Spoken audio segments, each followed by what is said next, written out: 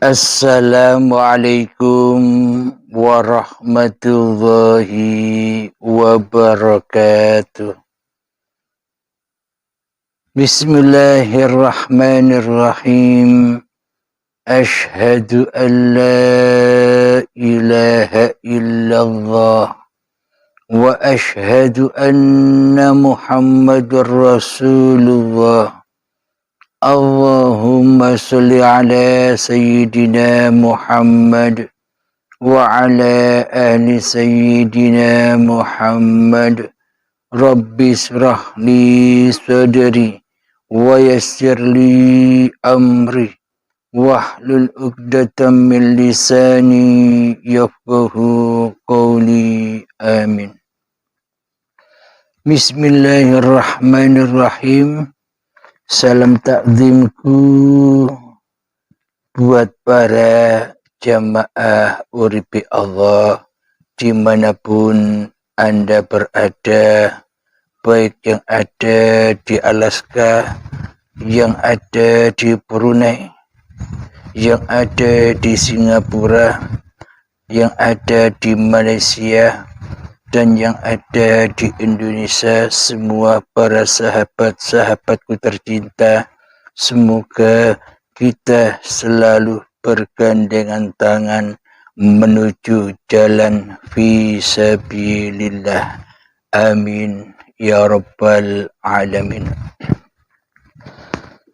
Alhamdulillahi rabbil alamin.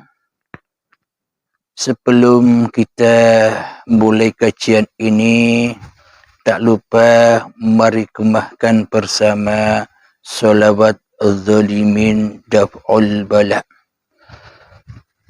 Allahumma salli ala Sayyidina Muhammad wa ashghili zalimin bizalimin. Allahumma salli ala Sayyidina Muhammad wa ashghili zalimin bizalimin. Wa akhrijna min bainihim salimin. Wa ala alihi wa sahbihi ajma'in. Alhamdulillahi rabbil alamin. Pada asar ini akan kami unggah kajian yang berjudul Solat itu adalah tempat suci bagi manusia. Alhamdulillahirabbil alamin. Setelah kita mengenal agama Islam, ketika kita sudah masuk di dalam agama Islam, kita diwajibkan untuk sholat. Yang mana di dalam sholat ataupun ibadah-ibadah yang lain itu adalah tempat untuk kita bersuci dari segala macam dosa-dosa. Jadi sholat 5 waktu yang kita kerjakan itu tujuannya tak lain dan tak bukan agar kita selalu suci bersih dari berbagai macam cipta hawa nafsu diri manusia kita sendiri. Alhamdulillahirabbil alamin. Lalu bagaimanakah caranya agar sholat kita bisa suci? Karena induk dari segala induknya ibadah itu adalah sholat. Induknya puasa adalah sholat. Induknya zakat adalah sholat.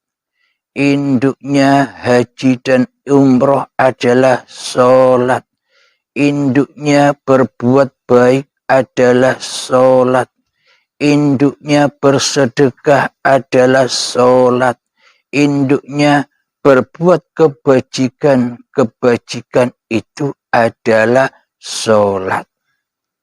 Bila sholat kita belum suci, maka seluruh apapun amal ibadah yang kita lakukan, maka ya tidak akan pernah menemukan kesucian.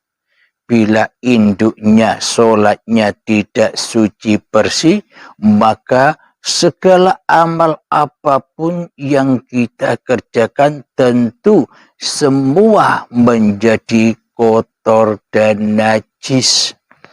Jadi untuk menjaga seluruh amal ibadah kita, maka perhatikanlah sholat kita. Sholat yang 5 waktu itu, sholat kita apa sudah bersih suci dari najis-najis yang ada di dalamnya. Jadi sebelum sholat kita diwajibkan untuk bersuci, yakni lewat wudhu. Yang di dalam wudhu itu ada 5 rukun yang mana harus tertib di dalamnya. Rukunnya wudhu adalah yang pertama, 1 adalah niat. Jadi rukunnya wudhu untuk mensucikan badan-badan ini ada 6. 1 niat, yang mana di dalam niat kita disucikan dengan lillahi ta'ala, dengan maha sucinya Allah. Jadi yang menggerakkan, tergeraknya hati kita untuk menuju sholat lewat wudhu, mensucikan badan-badan. Dan hati pun juga disucikan. Disucikan dengan apa? Dengan lillahi ta'ala. Tanpa sucinya hati dari lillahi ta'ala, maka semua amal yang kita kerjakan, wudhu secara syariat yang mensucikan raga itu, semuanya pun juga kotor, tak akan pernah bisa suci bila niat yang terkandung di dalamnya masih li nafsi, yakni aku manusia, aku Halim yang merasa bisa berwudu, aku Halim yang merasa bisa membasuh muka. Tatanan yang kedua, rukunnya wudhu yang kedua adalah membasuh muka. Bila di dalam hatiku Abdul Halimnya yang merajai di dalam mensucikan muka ini, maka batalah kesuciannya. Yang ketiga, membasuh kedua tangan. Bila di dalam membasuh kedua tangan ini hatiku bilang, hatiku nyata, hatiku wujud Abdul Halimnya yang merasa melakukan mensucikan kedua tangan itu, maka batalah kesucian ini.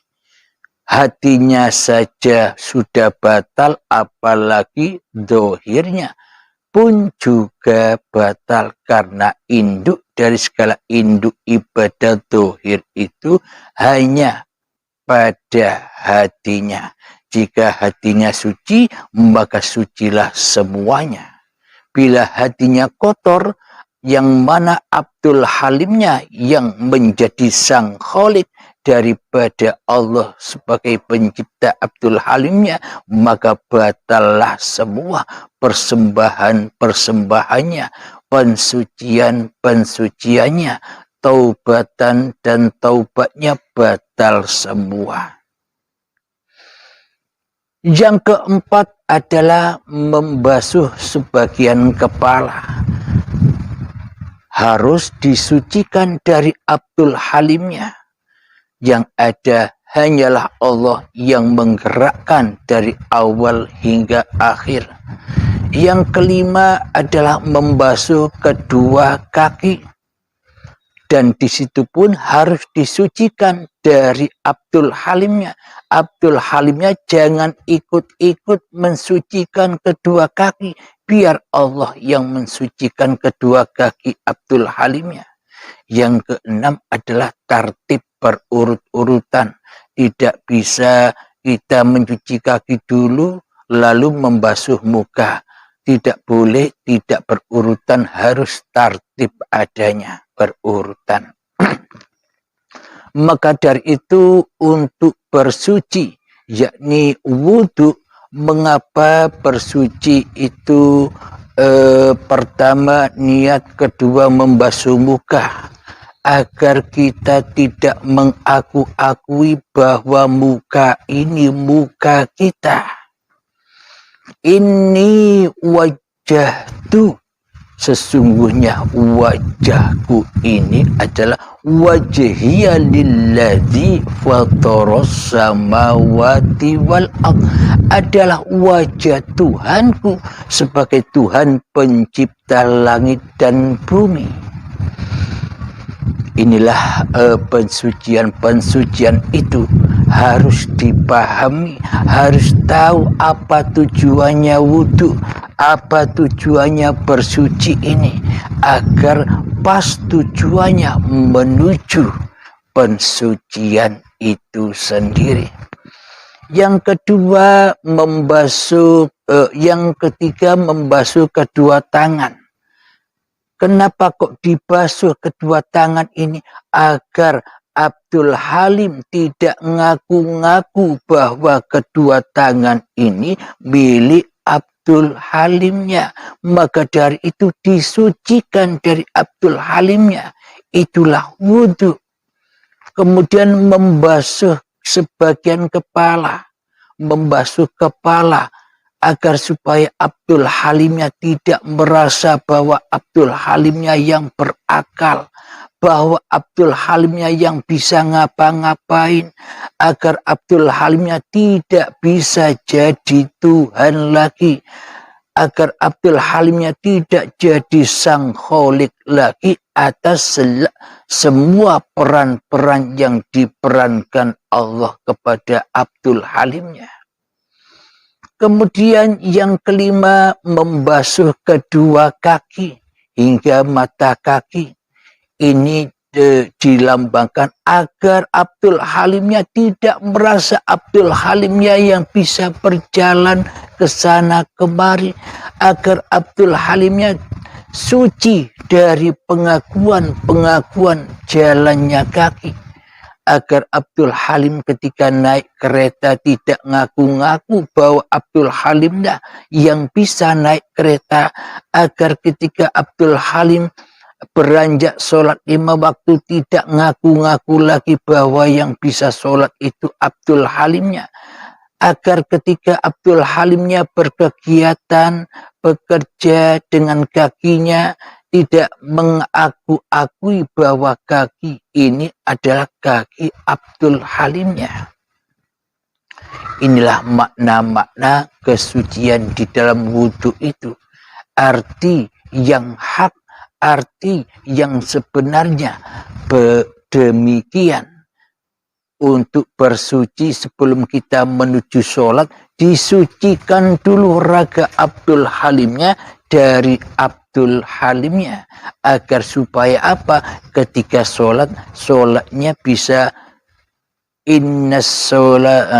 sholatnya bisa aqimis sholat lidzikri.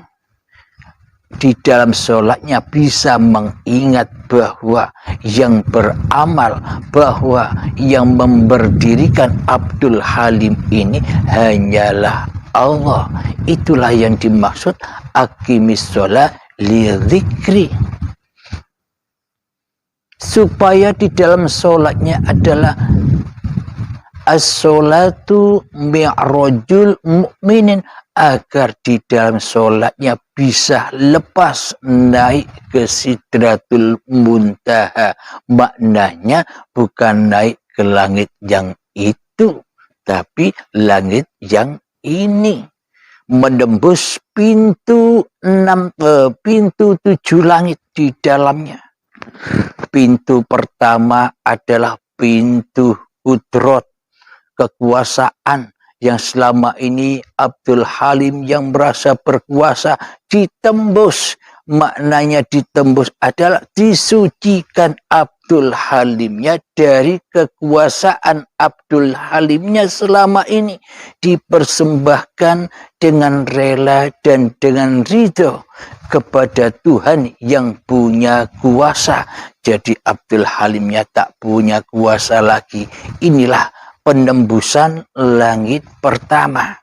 Jika sudah dipersembahkan kudrat kekuasaan Abdul Halimnya kepada Tuhan yang telah menguasai Abdul Halimnya, maka tertembuslah langit yang pertama.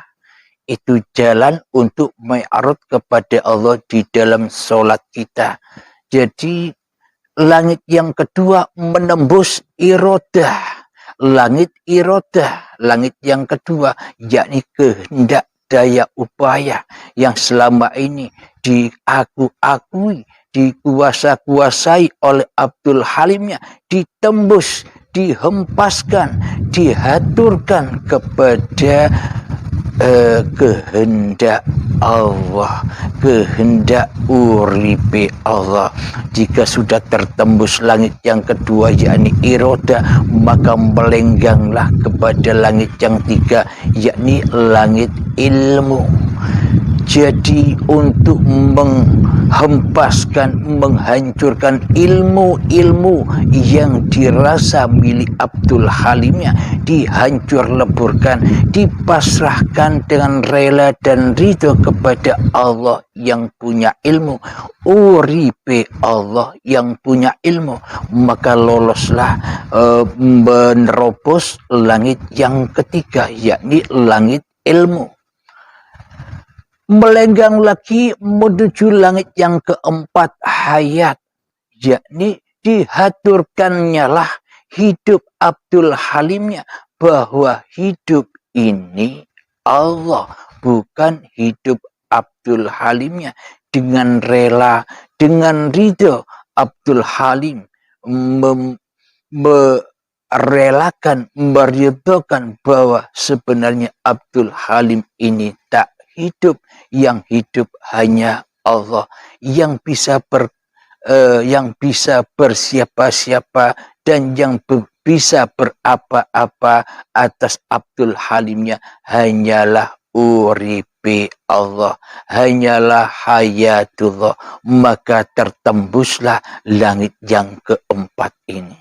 Kemudian melenggang lagi menembus langit yang kelima adalah hayat sama, pendengaran.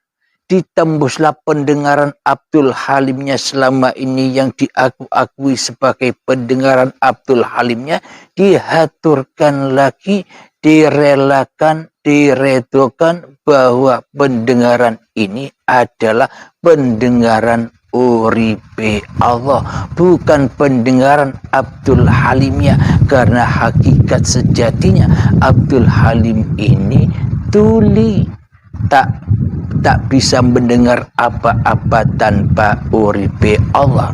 Jadi yang sebenarnya mendengar bukan Abdul Halimnya, tapi uripe Allah lah yang mendengar. Maka tertembuslah langit yang kelima. Kemudian melenggang lagi menerobos langit yang keenam, yakni langit basor, penglihatan yang selama ini diakui oleh Abdul Halimnya sebagai penglihatan mata Abdul Halimnya, maka dihaturkan dengan rela dan ridho kepada uripe Allah, kepada Allah yang bisa melihat. Tanpa uripe Allah takkan pernah ada penglihatan, tanpa uripe Allah takkan pernah ada segala sesuatu. Maka ketika sudah tertembus basirah ini, penglihatan ini, maka luluslah menembus langit yang keenam, melenggang lagi menuju langit yang ketujuh, yakni kalam. Yakni dipersembahkanlah kembali kalam-kalam, perkataan-perkataan apapun yang diucapkan oleh Abdul Halimnya tanpa uripe Allah, maka kalam itu takkan pernah ada. Maka hakikatnya yang berkalam bukan Abdul Halimnya, akan tetapi uripe Allah lah yang berkalam. Maka tertembuslah, sampailah kepada Sidratul Muntaha, menembus langit yang ketujuh. Hingga ketika sudah di Sidratul Muntaha, Abdul Halimnya sudah suci bersih dari kemanusiaannya. Abdul Halimnya sudah rela, sudah ridho kembali. Inna lillahi, sesungguhnya aku dari Allah, wa inna ilaihi raji'un, dan aku kembali kepada Allah. Inilah yang dimaksud baiat atau mati sebelum mati. Maka dari itu setelah sampai di Sidratul Muntaha, ternyata yang ada hanya Allah yang meliputi segala sesuatu. Ternyata yang ada hanya Allah, Tuhan seluruh alam semesta. Ternyata yang ada hanya Allah yang mewujudkan segala sesuatu. Apapun yang kita rasakan, apapun yang kita dengar, apapun yang kita lihat, semua itu ini wajahtu, sesungguhnya wajahku ini adalah wajahtu wajhiya lilladzi fataras samawati wal ard, adalah wajahnya Allah sebagai penguasa langit dan bumi. Inilah tujuan-tujuan bersuci, inilah tujuan-tujuan sholat bagi tiap-tiap diri manusia. Alhamdulillahirabbil alamin. Bila sudah demikian, maka ketika kita mengangkat tangan di dalam takbiratul ihram, Allahu Akbar, sudah bukan Abdul Halim lagi yang bisa mengucap Allah Maha Besar. Bukan Abdul Halim lagi yang bisa mengangkat tangan. Abdul Halim hanya bisa mati. Inilah lambang kematian Abdul Halimnya. Inilah lambang kematian diri kita semua. Bahwa diri kita ini hanyalah benda mati yang diuripi Allah. Bahwa kita hanyalah benda mati yang dipergerakkan oleh gerakan uripe Allah, bahwa kita hanya benda mati yang diperankan oleh uripe Allah. Sadarilah ketika kita sedang sholat, karena induk dari segala induknya ibadah, yakni pada sholatnya. Bila sholatnya bisa menembus langit yang ketujuh, yakni mi'raj kepada Allah, maka di luar sholat kita akan bisa mengaplikasikan dan mempraktekkan apa yang kita dapat dari sholat itu. Alhamdulillahirabbil alamin. Jadi saudara-saudaraku seiman, dimanapun Anda berada, jangan kita hanya sholat dan sholat, hanya ibadah dan ibadah yang hanya didalangi, yang hanya dikuasai, yang hanya ditunggangi oleh hawa nafsu manusianya, maka bila begitu percuma kita sholat, percuma kita beragama, percuma kita bertuhan, karena tidak sampai dengan apa yang kita cita-citakan. Kita ditipu oleh iblis dan setan selama ini di dalam beragama dan bertuhan. Kita ditipu selama ini oleh iblis dan setan di dalam bertuhan dan beragama kita. Disesatkanlah kita ke dalam agama iblis dan setan, yakni pengakuan demi pengakuan, yakni perampasan demi perampasan hak-hak Allah yang mestinya kita sucikan, kita maha sucikan, kita maha besarkan. Kata iblis dan setan, bukan Allah yang maha besar, kamulah yang maha besar. Bukan Allah yang maha hidup, kamulah yang hidup ini. Bukan Allah yang maha kuasa, kamulah yang berkuasa atas aktivitas-aktivitasmu ini. Kamulah yang berkuasa atas seluruh ibadah-ibadahmu. Itulah bisikan iblis dan setan yang ada di dalam hati kita. Siapa rupanya iblis dan setan itu? Ya Abdul Halim, inilah iblis dan setan itu. Ketika di dalam hati kita masih ada Abdul Halimnya yang menjadi sang Khalik, melebihi sang Khaliknya Allah sebagai pencipta Abdul Halimnya, itulah iblis dan setan itu. Yang mana Abdul Halim hatinya keras melebihi kerasnya batu, yang mana Abdul Halim hatinya mati, hatinya tidak mensadari bahwa hidup ini Allah, karena kita selama ini lebih cinta menjadi utusan hawa nafsu, lebih cinta menjadi utusan iblis dan setan daripada utusan Allah, daripada menjadi Rasulullah, daripada menjadi pesuruh Allah, daripada menjadi Khalifatullah. Kita selama ini disesatkan oleh iblis dan setan agar kita tidak amanah di dalam kehidupan ini, agar kita tidak memberikan amanah-amanah yang sudah diembankan oleh Allah sebagai pencipta kita, agar kita berkhianat kepada Allah. Itulah trik iblis dan setan menggoda dan menyesatkan manusia agar manusia tidak membawa kembali amanah-amanah yang diamanahkan oleh Allah, maka disuruh pakai oleh diri kita amanah-amanah Allah itu. Amanah hidup kita aku akui sebagai milik kita, amanah hidup kita makan sebagai hidup kita. Badan-badan ini amanah Allah, maka kita aku akui sebagai badan kita. Tak ada urusan dengan Allah karena Allah gaib, kata iblis dan setan. Maka dari itu kita selama ini telah ngaku-ngaku jadi Allah, tapi tak terasa karena kita selalu dibujuki, selalu disesatkan oleh iblis dan setan untuk ngaku-ngaku jadi Dajjal laknatullah yang bermata satu, penglihatannya hanyalah mata lahir saja, sedang mata hatinya picek, tidak bisa menyaksikan Tuhannya sebagai pencipta dirinya. Maka dari itu di dalam sholat kita, mari kita benahi bersama-sama.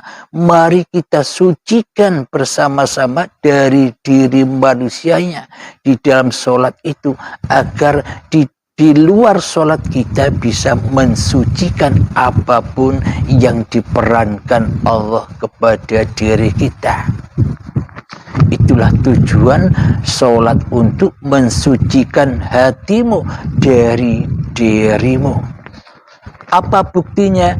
Inna salati wa nusuki wa mahyaya wa mamati lillahi rabbil alamin.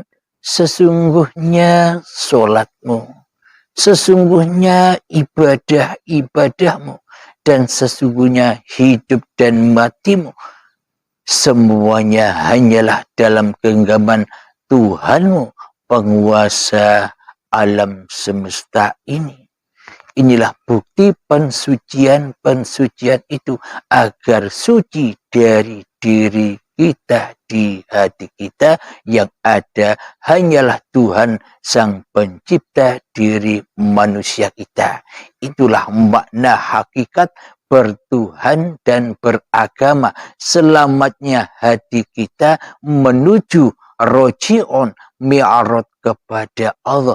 Itulah arti Islam sebenarnya. Inna dina indallahil Islam. Sesungguhnya agama di sisi Allah itu adalah ketika hati kita selamat menuju menembus 7 langit hingga mi'raj bertemu Allah di Sidratul Muntaha.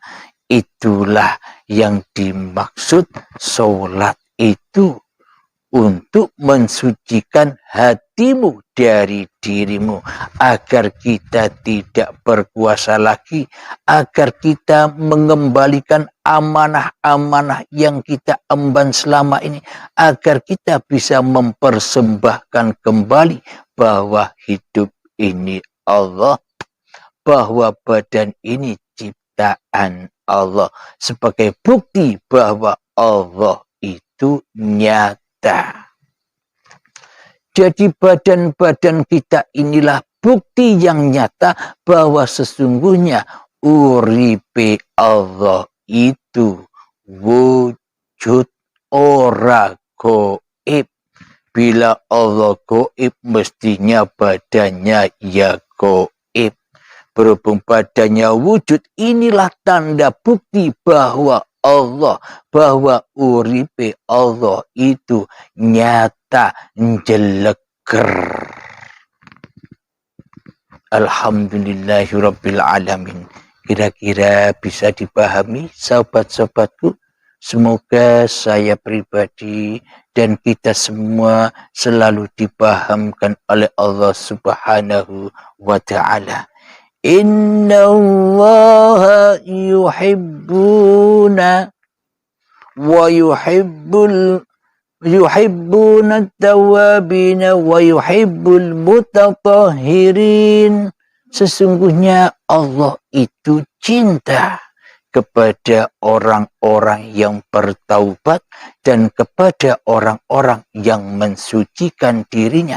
Bukan sucinya badannya, akan tetapi suci hatinya dari dirinya, yang ada hanya yang maha suci, yang ada hanya uripe Allah. Itulah yang dimaknai bersuci dan bertaubat itu. Bukan astagfirullah, astagfirullah, astagfirullah hal azim, yang mana astagfirullah, yang mana istighfarnya masih dituhani oleh Abdul Halimnya. 9 miliar istighfar tak ada artinya bila hatinya tidak suci dari Abdul Halimnya. Marilah para sahabatku, benahi dan benahi di dalam solat-solat kita. Inna sholata tanha 'anil fahsya'i wal munkar, agar kita terhindar dari fahsya wal munkar, agar kita terhindar dari meremehkan orang lain, agar kita terhindar dari merendahkan orang lain, agar kita terhindar dari menyalahkan orang lain. Dari kita membangga-banggakan diri kita sendiri, Cara kita memulia-muliakan diri kita sendiri, itulah fahsya wal mungkar. Jadi bila solatnya benar, bila solatnya suci, maka hancur lebur fahsya wal mungkar di hati kita. Maka kita tak akan pernah menyakiti manusia lagi, maka kita tak akan pernah menilai keburukan atau kebaikan manusia lagi, karena bagaimana mungkin kita bisa menilai manusia yang lain sementara diri kita saja sudah fana, sudah hancur di dalam wajah Allah yang ada di mana-mana dan yang ada dan yang tak kemana-mana. Jadi yang ada di dalam, jadi yang ada di luar diliputi dengan wajah Allah. Inilah bukti dari la haula wala quwwata illa billah. Inilah aplikasi dari innallaha ala kulli syai'in qadir. Allah berkuasa atas segala sesuatu, maka nyatalah pertuhan kita. Maka itulah yang disebut agama itu. Itulah yang disebut bertuhan itu. Awaluddin ma'rifatullah. Awal sebuah agama adalah mengenal siapa yang kita pertuhankan. Abdul Halimnya apa? Allah sebagai pencipta. Abdul Halimnya yang disembah, yang diabdi, yang diwujudkan di hati kita. Jadi bila diri kita masih merasa wujud, gempurlah, sucikanlah dengan solat-solatmu, sucikanlah dengan aktivitas-aktivitasmu. Maknanya bukan solat manusianya lagi, maknanya bukan aktivitas manusianya lagi, akan tetapi aktivitasnya uripe Allah. Jadi tujuan Allah memerintahkan kita untuk sholat 5 waktu itu, tujuannya hanyalah supaya kita bisa suci kembali ke pangkuan ilahi, supaya kita mati, supaya kita ora rumangsa urip iki uripe menungsane. Itulah kesucian itu, tak ada lain yang selain itu. Itulah kesucian. Jadi babakan pensucian yang banyak panjang lebar di luaran sana, hanya itu pamungkasnya, hanya itu tujuannya. Itulah akhir dari akhir pensucian itu. Ketika diri manusia sudah disucikan Tuhannya, maknanya diri manusia sudah ditiadakan, yang ada hanyalah la ilaha illallah. Itulah pensucian itu. Semoga saya pribadi dan kita semua selalu dipahamkan oleh Allah, selalu teraplikasi apa yang sudah dipaparkan di dalam kehidupan ini. Amin ya rabbal alamin. Sebelum kita akhiri kajian ini, mari kita berzikir kepada Allah. Subhanallah walhamdulillah wa la ilaha illallah wallahu akbar wa la hawla wala quwwata illa billahil aliyyil azim. Alhamdulillahi rabbil alamin.